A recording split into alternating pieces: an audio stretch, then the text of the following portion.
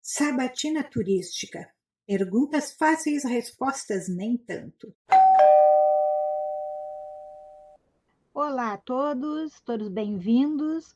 Hoje nós estamos aqui para sabatinar o Dr. Luiz Otávio de Lima Camargo, a maior autoridade brasileira quando se fala de hospitalidade.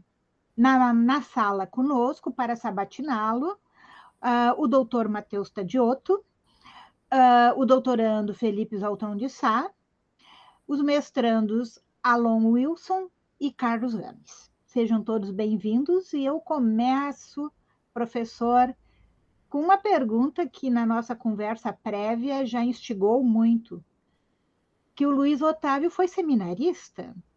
Como assim? É verdade. Passei toda a minha adolescência no seminário, Suzana. Olha que tristeza. E como era a vida de seminário? Olha, eu acho que estudei muito por conta disso, né? Porque a gente fica muito restrito geograficamente, então a única solução é estudar, é ler. Eu era bibliotecário, mas é complicado, viu? Eu acho que a vida de seminário ajuda para quem, claro, está disposto a estudar, ajuda muito, mas a parte afetiva desmonta com você, né? Eu tenho contato com grupos de seminaristas ainda e eu até faço uma consideração que os assusta, mas que é verdadeira, né?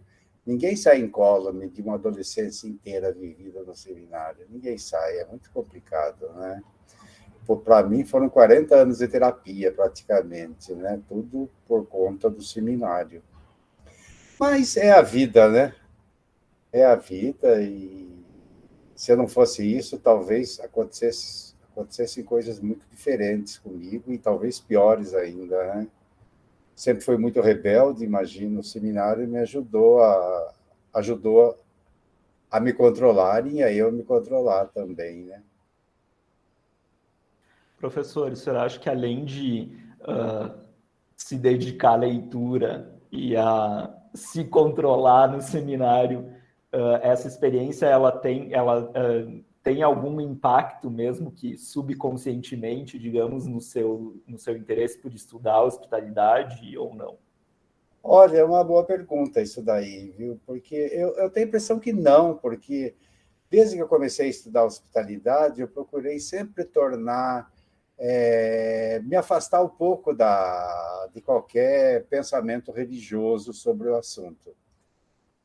Eu até acho que já escrevi uma vez sobre isso, né, que as pessoas imaginam que a hospitalidade é uma herança da religião, mas eu acho que é o contrário, né? Se você imaginar que o contato com o desconhecido, né, que é o núcleo da hospitalidade, começou exatamente no Neolítico, segundo o Benveniste, pelo menos, a palavra vem do indo-europeu, portanto, em pleno Neolítico, foi quando as pessoas começaram a se movimentar, a ir de um lado para o outro.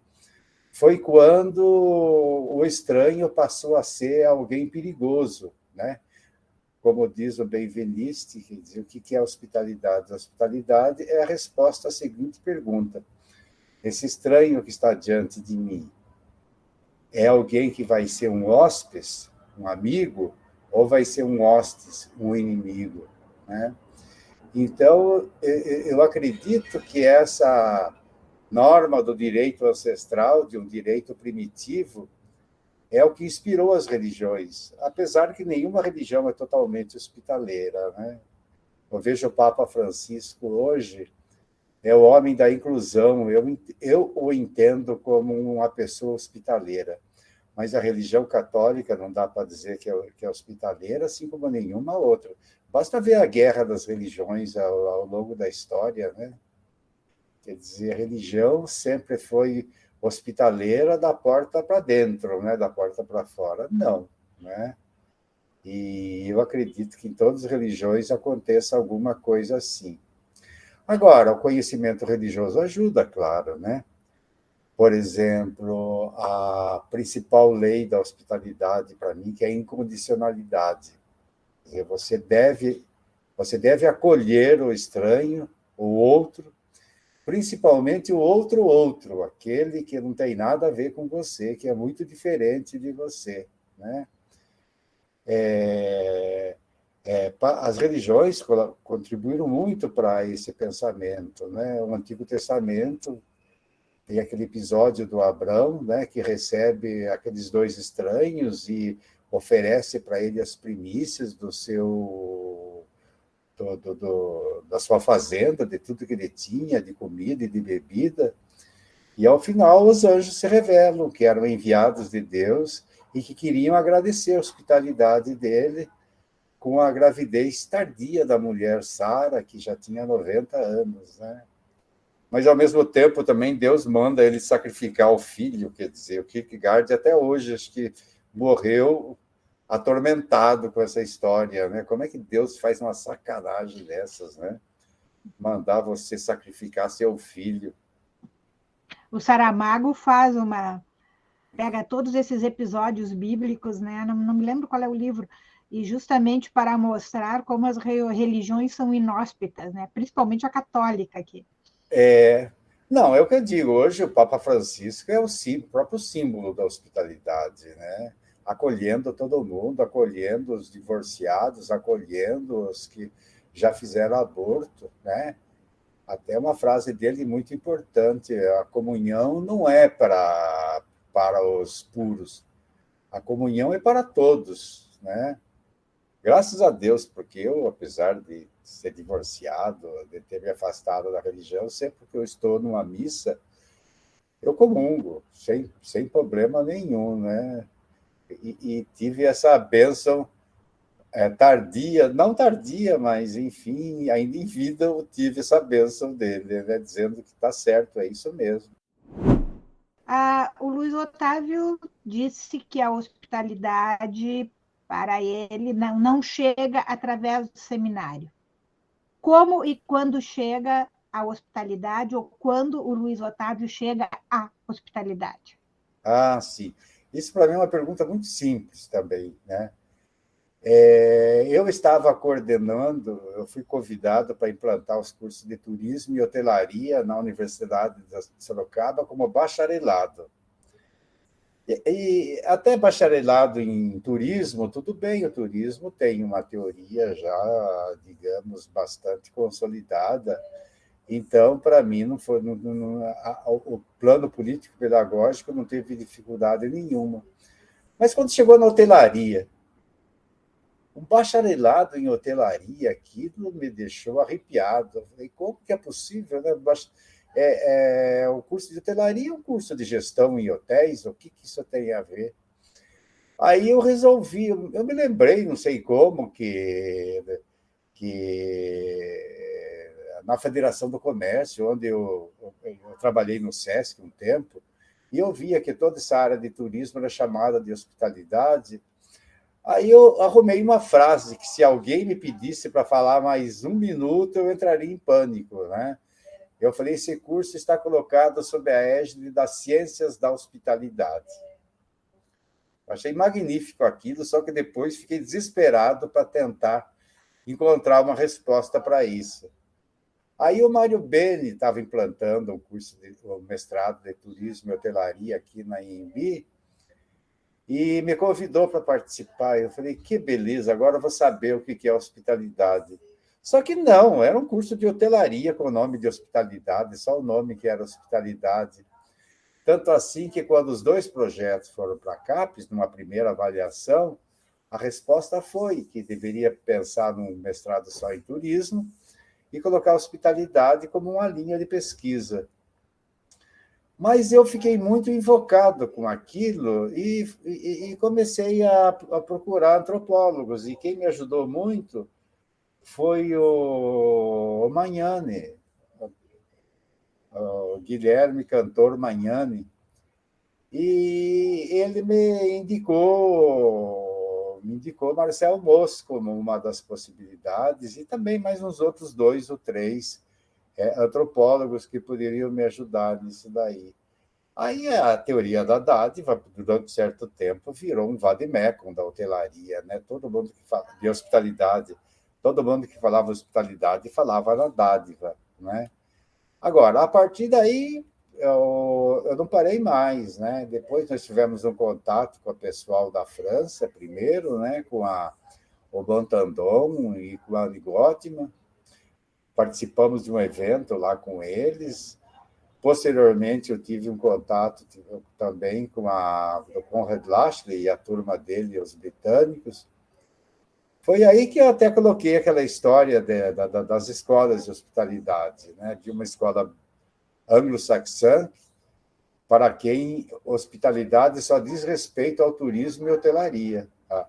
Aliás, é muito gozado, né? Porque os livros de hospitalidade, sobretudo os americanos, são sobre hotelaria. Não existe essa palavra hotelaria em inglês, é hospitality. Então, quando se falava em hospitalidade, estavam falando em hotelaria. E os livros quase sempre tinham uma pequena página, assim, um capítulo introdutório muito curto, falando sobre Olimpíadas, mosteiros medievais e tudo, e daí acabava como se a hospitalidade tivesse sumido e hoje só existissem os hotéis. Né? Os franceses, ao contrário, naquele livrão, naquela Bíblia de hospitalidade, eu me dei ao trabalho de procurar, tem até um capítulo do albergue ao hotel, mas quando chega em hotel acaba, não se fala mais nada quando se começa o hotel. E então, para os franceses, é o contrário, a hospitalidade existe, apesar dessa hospitalidade paga, né? Dessa hospitalidade, como que a Annie Gottman fala, hospitalidade ensaiada, né? Uma hospitalidade encenada, melhor dizendo, a expressão dela. Né? Agora, eu acho que eu só me coloquei assim de uma forma tranquila diante do tema, foi curiosamente com o próprio Benveniste mesmo, porque eu já poderia ter antes com o Derrida ter percebido, quando o Derrida diz que a palavra não deveria ser hospitalidade, deveria ser hospitalidade.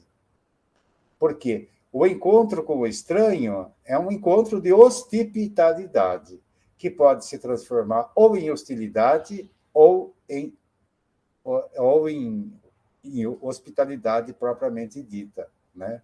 A Ana Spolon, outro dia, quando foi sabatinada por nós, ela disse que falta aos teóricos da hospitalidade trabalhar mais a hostilidade, que a hostilidade seria uma lacuna nos estudos.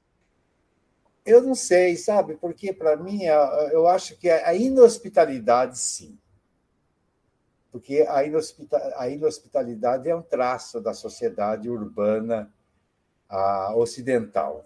Né?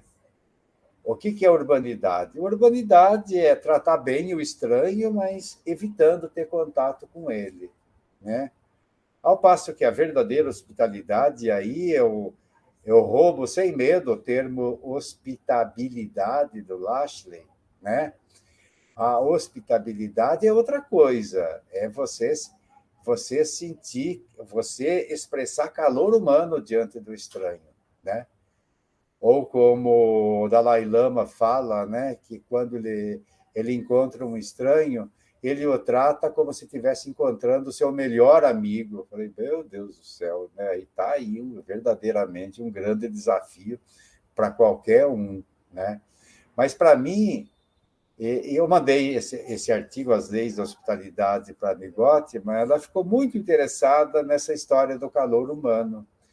Eu acho que hospitalidade é calor humano, a hospitabilidade é calor humano. É esse que é o essencial. O que me traz uma reflexão também muito, muito séria, né? Nós, brasileiros, como temos uma herança rural muito recente, diferente dos europeus, cuja experiência de urbano já chega a 8 gerações na Inglaterra, por exemplo, ou seja, eles já perderam as raízes com a zona rural. Então, para eles é muito fácil adotar essa norma de urbanidade, sabe? Ser simplesmente educado e ponto final, né? Agora, o que está acontecendo é que a vida urbana, pouco a pouco, obriga todo mundo a ter urbanidade e não hospitabilidade, né? Se você pensar bem, né? E até diferente do que os ingleses e do que os anglo-saxãos pensam, né? A hospitalidade é um problema não menor com os imigrantes e refugiados, menor com os turistas e maior na nossa vida cotidiana. Quer dizer, os nossos desconhecidos são todas as pessoas com quem a gente transita na vida cotidiana e às vezes nem olha na cara, nem cumprimenta, né? Quem de nós que sabe o nome de todos os faxineiros lá da escola onde trabalha? Quem é que procura saber alguma coisa sobre eles? Dá um bom dia, sabe, caloroso quando encontra, né? Eu me recordo de um tesista da psicologia da USP que fez uma tese sobre os garis, e ele próprio se vestiu de gari para verificar a reação das pessoas, e disse que as pessoas não o reconheciam. O Mas uniforme... o ex-prefeito de São Paulo também se vestiu de gari. Mas ele fez tudo para divulgar a foto dele de gari, né? Assim também não vale, né? Algumas pessoas confundem hospitalidade com amizade. Receber bem os amigos. Espera, receber bem os amigos. O que você vai fazer o quê? Você vai bater a porta na cara deles, né? O que você vai fazer? Você vai se recusar a receber os amigos? Você precisa dar uma boa explicação, pelo menos. Então, eu diria o seguinte, a amizade é fruto de uma hospitalidade que deu certo, que se renovou com muitas trocas de dádivas sempre, né? Dádivas tangíveis e intangíveis, na maior parte das vezes intangíveis, mas é isso que interessa, né? Porque é o seguinte, na hospitalidade é essencial uma certa hipocrisia, né? Você não vai chegar para o cara e dizer, nossa, rapaz, eu te conheci há uns anos, como você está careca, não, sabe? Não, você não fala isso para uma pessoa que você acabou de conhecer, ou para o Felipe. Nossa, que careca lustrosa sua, né? Você não fala, né? Se você vai visitar alguém que você não conhece direito, você não vai chegar e dizer, nossa, como essa casa tá fria, sabe? Não tem aconchego, né? Agora, se for seu amigo, você já, meu velho, trata de dar uma animação nessa casa, está parecendo um túmulo, né? Na amizade, não faz sentido hipocrisia, mas na hospitalidade, sim, ela é muito importante, né? Na conversa, você falar coisas que não necessariamente correspondem à verdade, em nome de manter um diálogo ali, de evitar que a hospitalidade desande para a hostilidade, né? Eu acho que é isso, então. Professor, eu gostaria de voltar voltar um pouquinho numa questão que o senhor que me tocou a respeito do que o senhor falava quando o senhor comentava sobre a estruturação dos cursos de turismo e hotelaria, né? Eu sou um profissional turismólogo, mas a minha graduação não foi aqui na UX, né? Foi em Santa Catarina, e eu não tive digamos, uma base de hospitalidade, né? Na minha graduação. Né? O estudo da hospitalidade ele se resumia à questão de hospedagem, né? E não num sentido amplo. Eu gostaria de saber, assim, pensando nesse sentido, né, o meu contato com hospitalidade ele foi aqui no programa de pós-graduação, em especial com a professora Márcia, com o grupo dela e com os colegas de mestrado e doutorado, e eu gostaria de saber como é que o senhor vê o lugar da hospitalidade no turismo. Quer dizer, qual é essa relação? Que lugar a hospitalidade em si ocupa no turismo como um campo de conhecimento? Eu diria o seguinte, que quanto mais aumenta a mobilidade humana, e nós já vivemos uma hipermobilidade, né? Saindo da pandemia agora, a própria o próprio otimismo dos operadores de turismo já mostra que a hipermobilidade voltou com tudo, né? Hipermobilidade significa o quê? Contato com o estranho. O que você mais vai ter é contato com o estranho. Quer dizer, ou seja, mais do que nunca a hospitalidade se faz necessária no turismo. E o que é uma postura hospitaleira de um agente turístico, seja de um hotel, seja de um centro de informações, né? Quando eu estava no meu curso lá em Sorocaba, quando eu recebia uma turma nova, eu sempre dizia para eles, eu não entendia de hospitalidade, não tinha estudado ainda, mas eu já dizia para eles, olha, se vocês são aquela pessoa que quando vem um estranho, se fecham em copas, isso é sinal de que vocês estão fazendo o curso errado. Fazer hotelaria significa gostar de ver pessoas estranhas, né? Gostar. E aí, mais uma vez, a gente pode lembrar as histórias da Bíblia ou da mitologia grega mesmo sobre a figura do estranho, né? É muito importante que o turismo seja ocupado por pessoas que se alegrem com a vista de um estranho. Se alegrem genuinamente, não que façam riso comercial. O riso comercial é pavoroso, né? É pavoroso o riso comercial. Mas o verdadeiro entusiasmo pela pessoa do outro, isso é uma verdadeira hospitalidade. E eu acho que isso nós devemos hoje, né? Nós devemos hoje, com as pessoas, no nosso pedaço, principalmente. Nosso pedaço, quer dizer, esse lugar onde a gente sai de chinelo, todo mundo conhece, etc. Saber o nome das pessoas, conversar, saber um pouco sobre a vida deles também, né? Conversar, trocar ideias. Então, eu acho que o lugar da hospitalidade, tanto no turismo, como na hotelaria, como em todo receptivo em geral, deveria ser ocupado por pessoas que deem demonstração de que gostam de servir ao outro. E na academia? A academia está sendo hospitaleira ou a academia está sendo hostil? Para com quem? Comigo? Não, dentro das universidades. Ah, Nós estamos tendo hospitalidade ou hostilidade? não, nós estamos num cantinho muito improvisado ainda, né? Olha que coisa curiosa, quer dizer, isso acontece com o lazer, mas acontece com o turismo e acontece com a hospitalidade. Não é uma disciplina que tem acolhida nas ciências puras, em curso de sociologia, curso de antropologia, só por acaso que eles tratam desse assunto.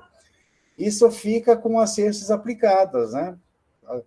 Para a pós-graduação de ciências aplicadas, nós escolhemos. Não, mas eu queria falar do dia a dia dentro das universidades. Nessa tríade, né, de hospitalidade, inhospitalidade e hostilidade, onde que está a praxis da hospitalidade, né, dessa tríade nas universidades e até nos próprios programas de pós-graduação e nas graduações. Bom, o que seria uma hospitalidade numa universidade? Ela acontece, sobretudo, no momento em que se acolhe os novos alunos, né? Na verdade, a hospitalidade seria, desde o começo, ter alguém que explique para eles tudo como funciona a universidade. Sabe? Como que se usa a biblioteca, como que se pede os serviços que a escola tem, né?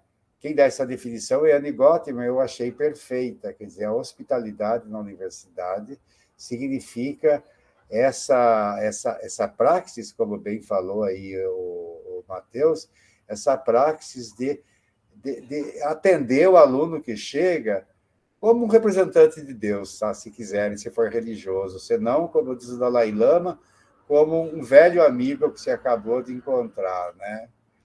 Eu noto que, olha, mesmo nas universidades privadas, que teriam alguma obrigação de ser mais hospitaleiras, já que falha em tantas coisas, né? Sobretudo de bolsas, essas coisas, ela teria que ser especialmente atenta a esse momento em que se acolhe os novos alunos, sabe? Mas, Camargo, hoje nós temos, inclusive, que os alunos estão, digamos assim, mais ativos, né? Casos, inclusive, de assédio moral, assédio sexual, né? Nós temos relações e questões muito pesadas hoje, né? Que antes passavam batido, né? O professor fazia um afagozinho na aluna e isso Ixi, não interessava, mas hoje... Olha, eu vou aproveitar para falar de Na verdade, isso é uma frasezinha muito curta dele que eu vou pegar, mas o André Leroy Gourhan, ele é um paleontólogo que analisa a história do homem zoológico. Ele é um paleoetnólogo, o etnopaleólogo, como se quiser chamar. Ele faz um livro magnífico, e a última, é um livro em 2 volumes, A Gesto e a Palavra, mas no último capítulo tem um título fantástico, que se chama A Liberdade Imaginária e o Destino do Homo Sapiens. É mais ou menos dizendo o seguinte, a nossa liberdade... Bom, essa é uma tese do Freud também, do mal-estar da civilização, e é também do Norbert Elias, que civilização significa repressão, né? Civilização significa repressão. Quanto mais civilizados, mais reprimidos nós somos. E, digamos, o último golpe civilizatório, eu digo golpe porque a gente está tendo que engolir pela goela mesmo, é do politicamente correto em tudo, né? O André Leroy Gourhan fala de 4 desafios. Ele escreveu em 66, isso daí, ó, fantástico. De 4 desafios para o homem. Primeiro, rever a sua densidade demográfica dentro do mundo. É claro que nós já somos demasiados aqui na face da Terra, sabe? Repensar a nossa relação com os animais e plantas. Mas a outra coisa que ele fala, que pela primeira vez ao longo da história, nós estamos sendo forçados a irmos contra a nossa natureza. Então, a universidade paga um sério preço nisso daí, porque o que foi a praxe do homem até hoje? Gostou de uma mulher, cai em cima, cai matando em cima. Pobre dela, se disser não, né? Ela vai ser perseguida, etc., vai ser uma porção de coisas. É agora que nós estamos acordando para que esse hábito é terrível. Você sabe muito bem, Sara, no nosso tempo, uma pessoa velha que se interessava por uma mulher pegava pelo cabelo e levava para um canto, não tinha, e nem era criticada por conta disso, né? Era capaz de ser elogiada pelos outros. Hoje, por exemplo, a vida de um piadista está complicada, né? Porque não pode ser piada sobre cor, não pode ser piada sobre raça, não pode ser piada sobre, sabe, sobre algum tipo de deficiência física. Todas as piadas de cego que a gente sabia, piadas de surdo, tem que ficar aposentadas, porque não dá mais para contar. Quer dizer, nós vivemos uma época em que nós temos que ter consciência que a nossa liberdade é cada vez mais imaginária. Eu acho gozado essa discussão hoje sobre a liberdade, democracia e tudo. É liberdade até a página 3, sabe? Porque aí começa, sabe, vocês tendo que se reprimir. E isso é um gesto muito complicado. Ou seja, as mulheres têm que continuar apanhando?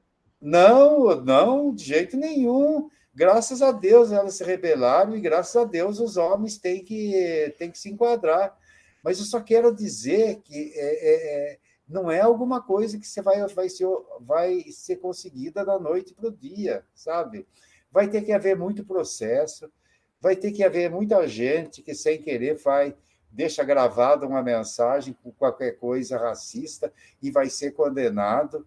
Quer dizer, tudo isso faz parte de um grande movimento para que as pessoas, junto com o politicamente correto, sabe, sejam corretos em todos os pontos de vista, né?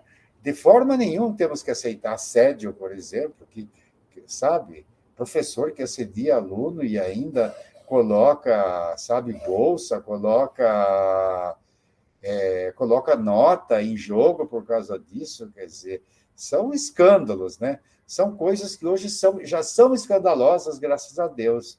Mas nós temos que saber que as pessoas ainda não se deram conta, ainda não caiu a ficha para todo mundo.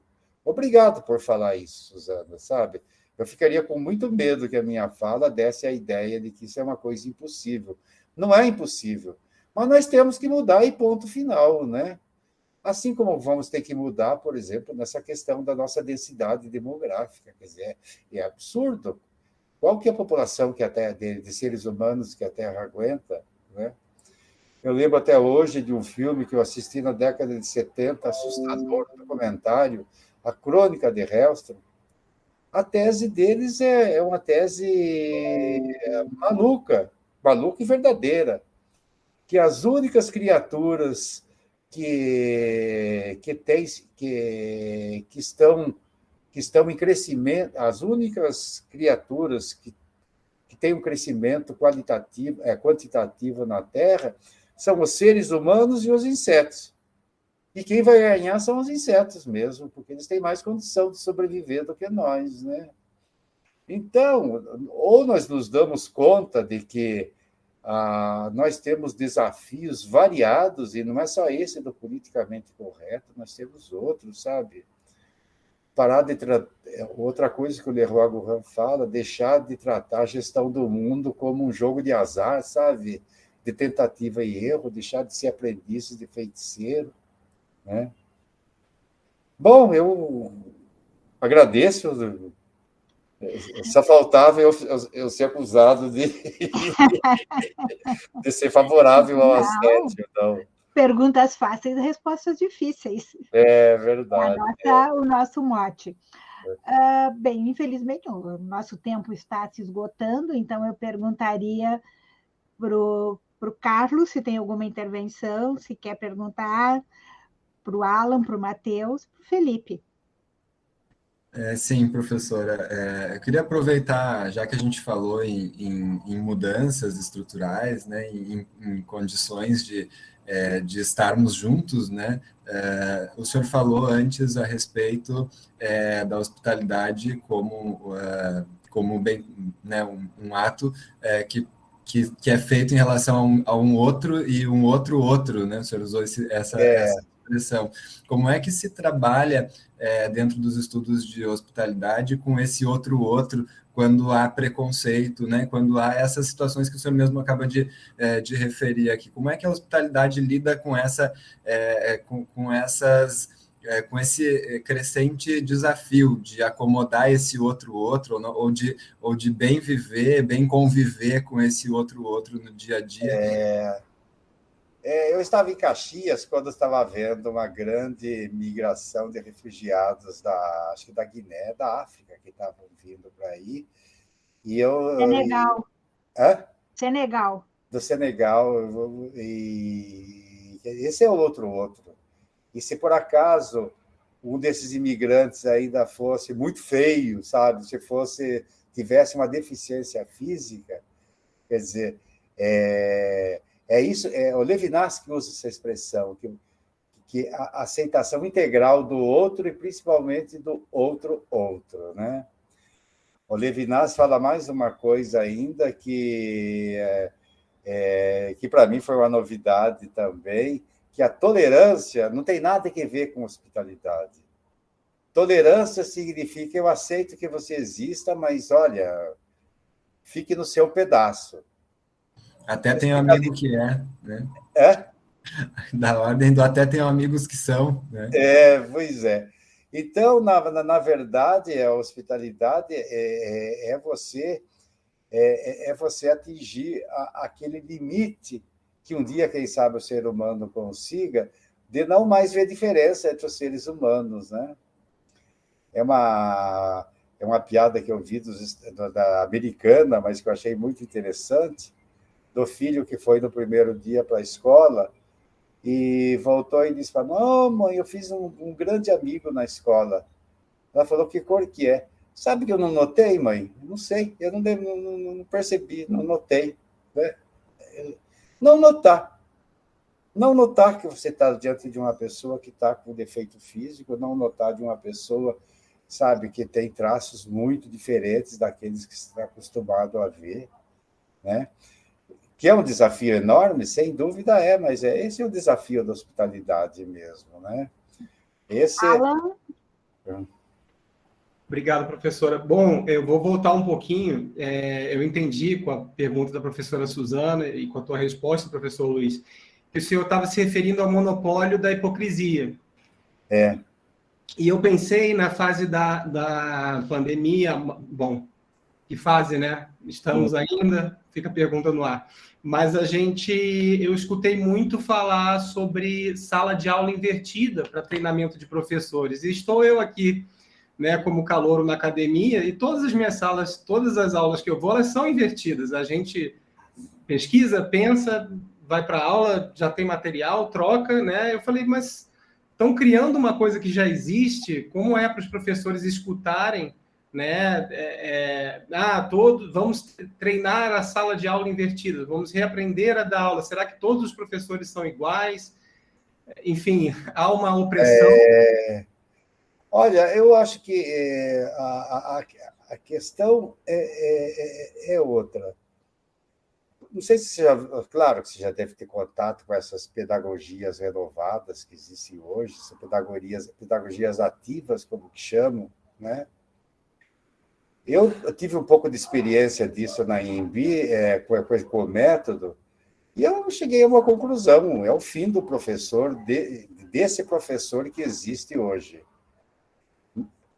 Hoje, na verdade, nós temos que distinguir 3 coisas. Alguém que produz, o professor que produz conhecimento, o tutor que trabalha esse conhecimento já estabelecido junto com os alunos, e a função dele não é substituir o especialista, não é conhecer mais do que o outro, é ajudar os alunos a aprenderem, ensinar a aprender, né? Então, a sala de aula invertida, eu acho que é meio caminho disso daí. Na verdade, o que nós estamos a caminho mesmo é do fim da sala de aula, sabe? Do fim completo da sala de aula, né? Aqui, quando o pessoal da USP estava querendo reformular o curso de turismo, eu falei para eles, por que você não faz diferente, sabe? Todo ano, no comecinho do ano, aqui nós recebemos um absurdo de alunos, são 120 que a gente recebia na época. Cada um fica tutor de 10, sabe? Tutor de 10, você vai passando tudo. Nós dividimos todos os nossos conteúdos e a gente vai trabalhando com esses 10, esse conteúdo, e a cada 6 meses a gente troca de professores. Eles ficaram apavorados, porque eu acho que sem hora-aula, sem o termo hora-aula, a universidade não sobrevive, né? Infelizmente, né? Todos em tempo integral, qual que seria o problema, né, de trabalhar dessa forma? E outra coisa também, né?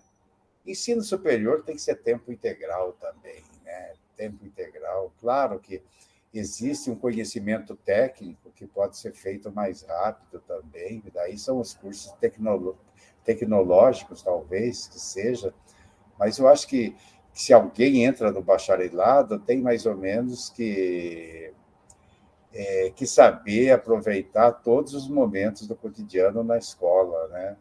Aliás, essa era uma das coisas que a Annie Gottman dizia da hospitalidade na escola: mostrar para o aluno tudo que ele pode fazer se ficar o dia inteiro na escola. Tudo que ele pode aproveitar, sabe? Todos os anúncios sobre estágio, todos os anúncios sobre emprego, todos os anúncios sobre habitação. No começo, se ele se der o trabalho de passar o dia na universidade, ele vai aprender coisas muito interessantes lá também, independente até do curso que ele está fazendo, né? Não sei, Ana. Eu vou pegar uma parte da tua fala, professor, e também do que o Alan falou sobre a hipocrisia da hospitalidade, ou a hipocrisia na hospitalidade. E eu me questiono se existe hipocrisia nessa relação, onde que realmente está a hospitalidade, se é que ela existe? Veja bem, a hospitalidade vamos usar uma palavra, não sei, sem nos aprofundarmos muito dela, é a arte de receber, de acolher o estranho. Quando você vai acolher o estranho, a tua obrigação, o que é? É honrá-lo, é homenageá-lo, é deixá-lo à vontade. E isso não se faz falando aquela verdade que veio na sua cabeça naquele momento, né? Agora, à medida que essa hospitalidade, que se cria uma empatia entre as pessoas, sabe, que combinam encontrar-se novamente, sabe, começam a trocar dádivas, aí se instaura a amizade e aí você pode até chegar para a pessoa e dizer qualquer coisa que você queria falar desde o começo, mas não tinha coragem de dizer, né? Agora, enquanto você está na cena hospitaleira, quer dizer, a questão é você e o estranho, eu acho que não é o momento de se falar verdades que te vem na cabeça, né? Professor, eu gostaria de fazer uma última pergunta que está relacionada com as inquietações dessa nossa conversa. O senhor disse anteriormente, comentou um pouco a respeito da questão da repressão, né, desse processo de repressão da liberdade, né? A gente vive certos momentos que são bem emblemáticos, assim, né, de digamos, requalificação dos espaços urbanos, né? A gente está experienciando isso em Porto Alegre, aqui, com toda uma alteração da orla do Lago do Guaíba. Recentemente, houveram diversas notícias a respeito da mudança ou da retirada das pessoas que ficavam naquela área chamada de Cracolândia, em São Paulo, de como que essas pessoas foram se reorganizando, né, nesses espaços. Eu queria que o senhor falasse um pouco sobre a relação desses movimentos contemporâneos urbanos, né, de requalificação dos espaços, ou, enfim, sobre essa ótica da hospitalidade, né? Bom, Felipe, Matheus, é uma questão muito complicada, né? Eu não sei se tem resposta para isso, mas é claro que a hospitalidade diz o seguinte: você tem que dar uma condição digna para essas pessoas. Aqui em São Paulo, agora, está havendo um movimento, já existe uma iniciativa da prefeitura para ocupar a parte de baixo dos viadutos com comércio. E é curioso que nem se pensou no que fazer com as pessoas do sem-teto que estão debaixo dali, aproveitando a quentura do viaduto, sabe, se protegendo do frio. Eu diria para você o seguinte, que a primeira coisa que ninguém fez ainda foi tentar conhecer um pouco mais essa população. Eu vi uma notícia esses dias de cada 10 que são internados à força, só 3 são drogados. 7 têm problemas psicológicos muito sérios, mas não são drogados. Quer dizer, nós falamos da Cracolândia como sendo um reduto de viciados, e ali não é todo mundo que é viciado também. Então, a primeira coisa seria conhecer melhor, saber. A segunda coisa seria, ao mesmo tempo de criar uma situação de vida digna para eles, deixar que eles vejam naturalmente a possibilidade de de procurar uma ajuda, porque se internação voluntária já é difícil, eu conheço poucas pessoas que se internaram voluntariamente para controlar drogas e que saíram e continuaram abstêmios, né? Normalmente a recidiva é altíssima. A recidiva do vício é muito alta. Então, eu acho que tudo que nós temos que fazer é o seguinte, né?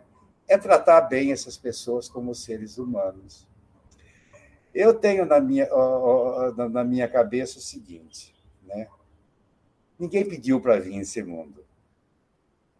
E ninguém assinou um contrato ao nascer dizendo o seguinte: olha, eu sei que a vida vai exigir que eu frequente a escola, que eu arrume um emprego, que eu me case, que eu tenha filhos e que um dia eu tenha netos e fique velho e morra. Porque esse é o único caminho que a sociedade aceita integralmente que você faça. Qualquer desvio é problemático, qualquer fuga desse modelo é problemático. Agora, meu Deus do céu, né? Quantas pessoas que eu conheço que eu digo, meu Deus do céu, ele devia ter nascido numa tribo de índios, sabe? Ele seria felicidade para ele acordaria todo dia, sabe? A hora que queria, ia cair na lagoa, tomava um banho, voltava, comia alguma coisa, ia para o mato para caçar, para passear, para fazer qualquer coisa, voltava, comia alguma coisa, à tarde ficava nas festas, bebendo ayahuasca lá, tudo, e logo quando escurecia, diante da fogueira, ficava ali deitadinho, dormindo até o dia seguinte. Ninguém diria para ele, você tem que. Ninguém fala para ele isso, para um índio. Aliás, você tem tantos índios hoje, adolescentes, suicidando, sem dúvida nenhuma por causa do tem que. Pelo menos uma época em Dourados, lá dos Caiovás, lá de Dourados, houve uma epidemia de suicídio de índios, que era por isso, sabe? Ancestralmente, eles se viram completamente livres. Essa palavra tem que não existia para eles. Agora nós estamos cheios de tem que. Como que nós vamos aguentar tanto tem que na vida, sabe? Há pessoas que são inadaptadas para o trabalho porque não têm o mínimo de disciplina necessária. O que você vai fazer com elas? Você vai matar essas pessoas porque não conseguem ter um trabalho de 8 horas por dia, de ficar no trabalho? O que você vai fazer com elas? A não ser cuidar delas. Toda família tem alguém nessa situação. Toda família tem. Sabe, um neném, né? Nem estuda, nem trabalha. A gente espera o quê? Que eles arrumem com o tempo alguma coisa na vida, que através da arte, através do esporte, eles consigam alguma inserção na sociedade, que pode acontecer ou não. Mas essas pessoas que estão na Cracolândia são todas vítimas do tem que. Em algum momento eles não aguentaram o tem que e sumiram. Preferem viver lá no meio dos outros, naquela imundície lá da Cracolândia. Eu acho que a única atitude digna da sociedade é acolher a todos indistintamente, sabe? Não deve ser tão complicado assim para uma sociedade cuidar de 10%, 15% da sua população de inadaptados. Ana Paula Spolon me disse uma vez que é impossível você adotar uma criança judia ou japonesa. Por quê? Porque as comunidades não deixam que a criança chegue nesse ponto. Antes de ser levado para adoção, a própria comunidade cuida delas. E nós? Quantos de nós cuidamos de quem precisa? E é muito fácil ajudar quem sabe se ajudar. Isso é uma beleza, ajudar uma pessoa que se ajuda é uma felicidade, os frutos aparecem logo. E quem não sabe se ajudar? Vamos deixar que eles morram à míngua, que sejam vítimas de tudo que a sociedade faz com eles? Sabe, eu acho que, mais uma vez, isso me corta o coração, essa história da pessoa que vem para o mundo e, de repente, se defronta com esses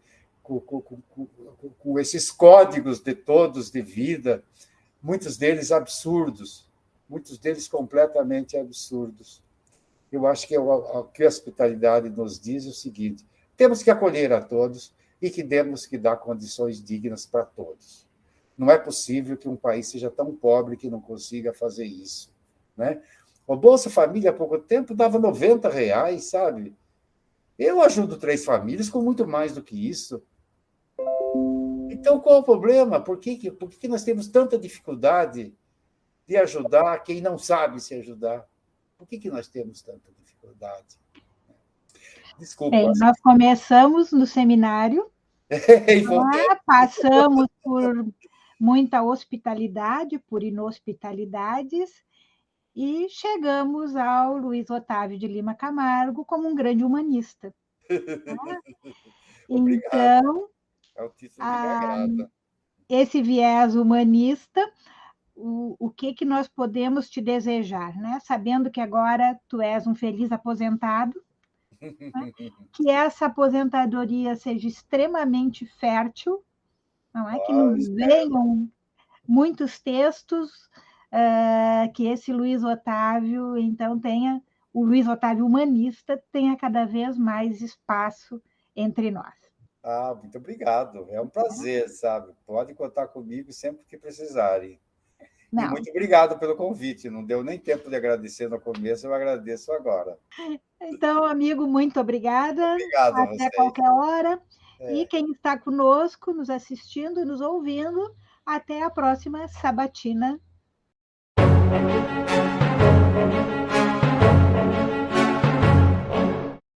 Você ouviu o podcast Sabatina Turística, uma produção da revista Rosa dos Ventos, Turismo e Hospitalidade, que busca promover a divulgação científica. Este projeto tem a coordenação de Suzana Gastal e colaboração de Matheus Vitor Tadiotto, Felipe Zaltron de Sá, Carlos Rames e Alan Minzon.